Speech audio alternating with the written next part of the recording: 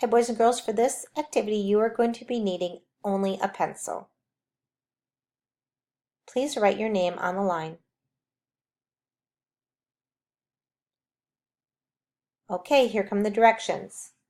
Read the math story below. Make a simple math drawing with labels. Circle your group of 10 and then solve.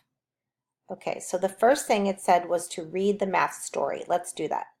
Toby has ice cream money. He has 2 dimes.